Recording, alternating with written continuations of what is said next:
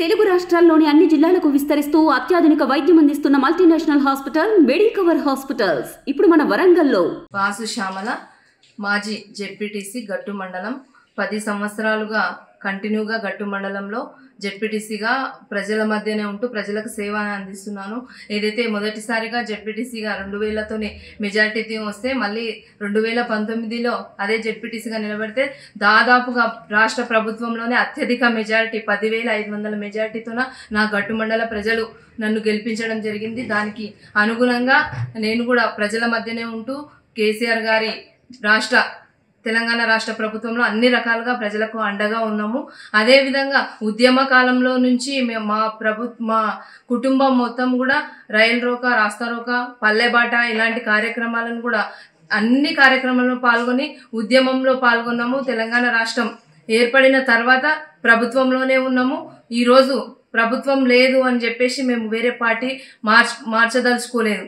ఖచ్చితంగా పార్టీలోనే ఉంటాము. కేసీఆర్ సార్ ఆదేశాల అనుసారమే మేము గతంలో కూడా గట్టు భీముడు గారు ఎమ్మెల్యే టికెట్ను కూడా కోల్పోవడం జరిగింది.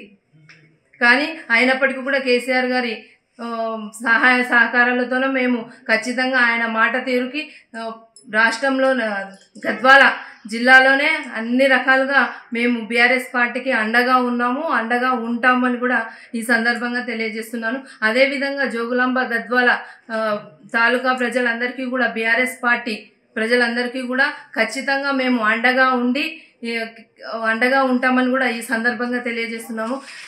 అదేవిధంగా ఏదైతే 2-3 రోజుల నుంచి ఒక వారం రోజుల నుంచి ఏదైతే మేము పార్టీలో ఉండటం లేదు, కాంగ్రెస్కి వెళ్తున్నాము అని ఏదైతే ప్రచారం జరుగుతుందో అది అసత్యం అని తెలపడానికి ఈరోజు ఈ ప్రెస్ మీట్ కూడా పెట్టడం జరిగింది.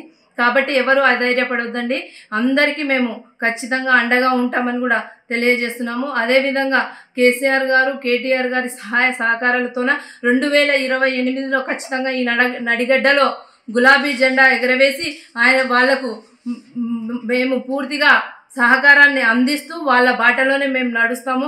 ఉద్యమకాలం నుంచి ఉన్న వాళ్ళము, ఇప్పటికీ ఉంటాము, ఎప్పటికీ బీఆర్ఎస్లోనే కొనసాగుతామని కూడా ఈ సందర్భంగా తెలియజేస్తున్నాం. అదేవిధంగా ఇంకొక విషయం కూడా చెప్పదలుచుకున్నాను.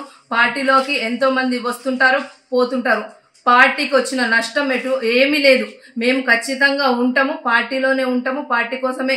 ఎందుకంటే కేసీఆర్ గారి పథకాలు అలా ఉన్నాయి ప్రజల్లో. ఇప్పుడు ఎలక్షన్స్ వచ్చినా మళ్ళీ సీఎం కేసీఆర్ గారే అవుతారు. కాబట్టి ఏదైతే 6 నెలల నుంచి కొత్త ప్రభుత్వం ఏర్పడినప్పటి నుంచి ఇక్కడ ఒరిగింది ఏమీ లేదు. ప్రజలకు ఏ స్కీమ్ రాలేదు. ఇక్కడ మనం కళ్ళతోనే చూస్తున్నాం, నీళ్లు లేవు, కరెంటు లేదు, బస్సులలో వెళ్తే ఇబ్బంది, ప్రతి స్కీమ్ కూడా అన్నీ ఫెయిల్ అయినాయి. కాబట్టి మేము ప్రతిపక్షంలో ఉండి ఖచ్చితంగా పోరాటం కూడా చేస్తాము.